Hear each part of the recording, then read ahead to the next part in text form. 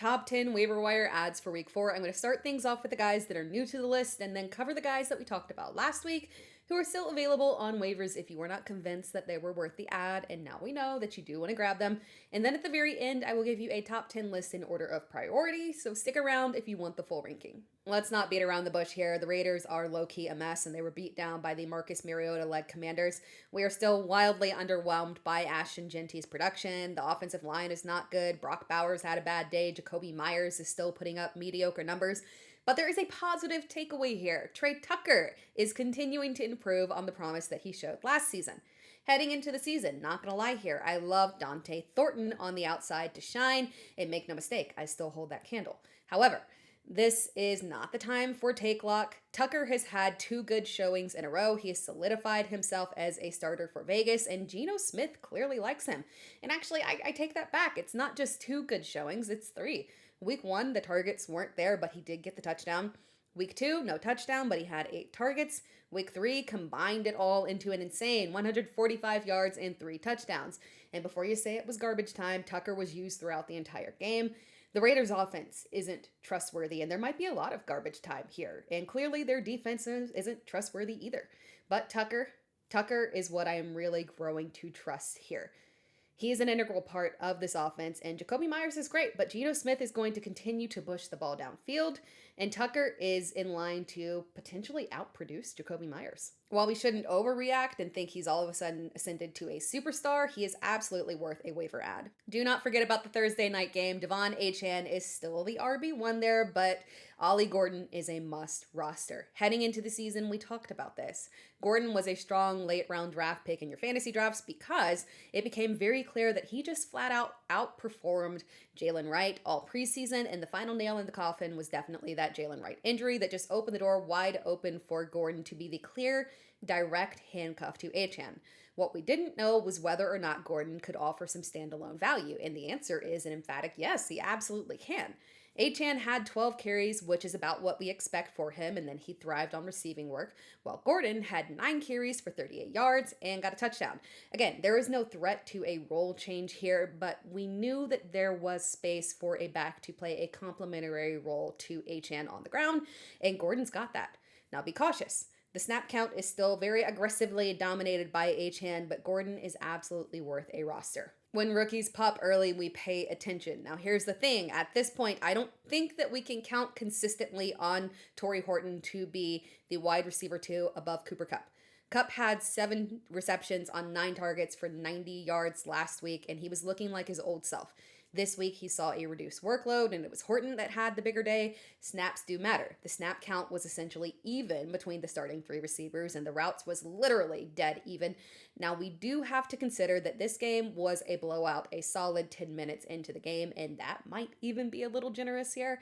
So Kupp's workload not being big here might not be a massive issue. But Horton popped this offseason, and now we're seeing it in special teams and on offense. He is an electric receiver who has scored touchdowns 2 weeks in a row. We pay attention here, and we try to be early if we have the roster space. Mike Evans left the game with a hamstring injury. We obviously need to see about what the actual severity of this is, but it is reasonable to assume that Evans is at risk of missing this week and potentially more.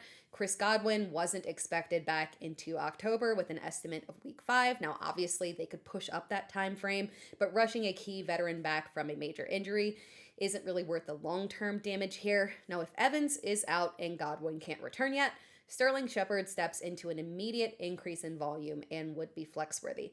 Shepard is the next logical step up because he has been the clear wide receiver 3 in this offense with a consistent snap count and 4 to 6 targets each game. Shepard is a trustworthy veteran. Now, don't spend significantly on him. This could be a 1-week value here if Evans' injury isn't long-term and if Godwin isn't slow ramped up and does return to a hefty workload. Still, with bye weeks coming, it doesn't hurt to add on the cheap and see if you can use him this week or potentially next week. Again, when rookies go off, we pay attention. Luther Burden was essentially non-existent in the Bears offense, and to be honest, that was expected. We're talking about an offense with one of the league's most reliable veteran receivers in DJ Moore and a true emerging superstar in Rome Odunze. We love him.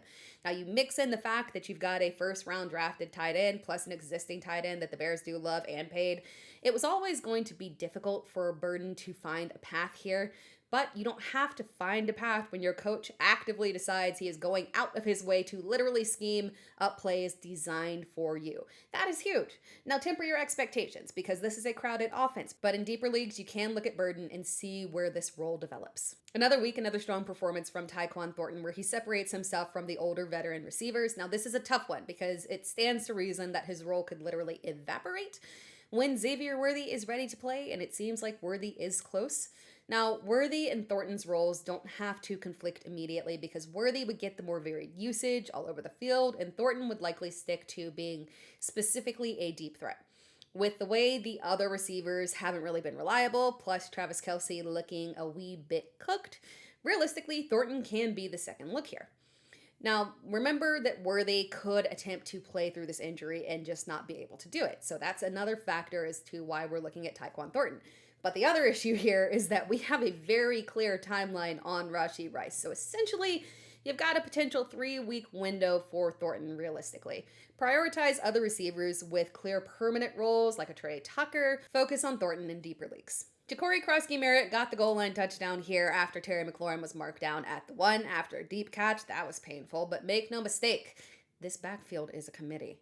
The highest snaps in the backfield was Ja'Cory Bill Krosky-Merritt at 23 snaps. Chris Rodriguez had 22 snaps. He also had the most carries with 11. Jeremy McNichols had 15 snaps, and he did get that long breakaway touchdown. If I'm betting on any player to be fantasy relevant here, and technically I'm betting on none of them, technically speaking, yeah, it is JCM.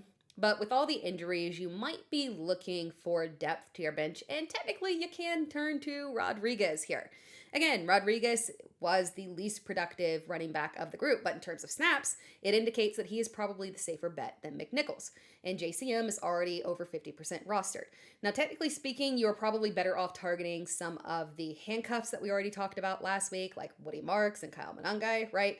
But Rodriguez does offer some value because, again, Washington's backfield is a true split, so if you need a Hail Mary in a deeper league, you could turn this direction. Before I move on to guys that we already talked about last week, but still need to add, I keep the list below 50% rostered, and Trey Benson is just above that. It goes without saying, though, and I have to mention it, that if Benson is on your waivers, dump your fab to get him. Now, moving on to players that we already talked about. He was on the list last week, and what do you know? Another strong performance from Elic Ayomanor, and honestly, a much improved showing from the Titans offense as a whole. 2 weeks in a row, a touchdown in each game here for Ayomanor. Now, Tennessee did, in fact, get beat like a drum, right? But technically, this was kind of encouraging in terms of Cam Ward, aside from the pick 6. 23 of 38 attempts isn't fantastic in terms of accuracy, but the Titans are continuing to increase pass volume, and that's what we need here. We're seeing more yardage and more confidence increasing in Ward. That's good. That's what we need to have confidence in this receiving core. Lack of passing volume is the only thing holding us back from trusting both Calvin Ridley and Elic Ayomanor. But at this point, Ayomanor continues to outproduce Calvin Ridley. At some point, you have to look at the split and put more trust into Ayomanor. Again, we need to see more volume here. Without the touchdowns in these games, his production looks, well, a lot like Calvin Ridley. Still, Ayomanor's production this early as a rookie is something that you want to buy in on. In what should have been an excellent defensive matchup against a struggling Patriots defense, we still got mediocre pass volume from Aaron Rodgers, but good news. It is extremely clear that the targets in the receiving group are exclusively pushed to DK Metcalf and Calvin Austin. I don't think we'll ever be in a position where we are consistently looking at 7 to 10 targets from a guy like Calvin Austin, but he's the clear wide receiver 2 here. And the target share, it's kind of like dead even there, right? Austin has a clear and defined role, and in good matchups, you can turn to him for double-digit fantasy points. Now, to be clear, next week is not a good matchup. Minnesota's defense is in peak form, and I doubt we get significant volume here, so you're stashing Austin for long-term value as the clear wide receiver 2 here. The Texans have major problems here. I talked about adding Christian Kirk in my waiver wire stash video because the potential for volume is there, and we wanted to add Kirk just to kind of see what happens so we could get him just in case and not have to overspend here. Positive is that we got what we wanted. Kirk stepped in cold, and instead of a slow ramp up here, we immediately saw 8 targets. That is what we wanted to see. I wasn't expecting a big game from him, but what we wanted to see was someone else other than Nico Collins garner some type of volume in this offense. Collins is still the clear first look in this offense, and I don't expect that to change in any way, shape, or form, but I would expect to see a continued increase in usage of Christian Kirk, as we did not see any kind of significant volume from either of the Texans' rookie receivers here. I thought we, again, might get a slow ramp up. That was not the case. Kirk was second in snaps to Nico Collins. Excellent sign here. And when we're looking at the rookies, even Xavier Hutchinson is playing above them. Kirk has a clear path to volume here, even in a bad Texans offense. Before I close things out here, just a reminder that we are stashing guys that we talked about last week, primarily handcuffs, like, again, Woody Marks, Kyle Monangai, Kenneth Gainwell, and also Blake Corum. Thanks for watching this video. If you enjoyed the video, be sure to like the video and subscribe to the channel for more content like this all season long.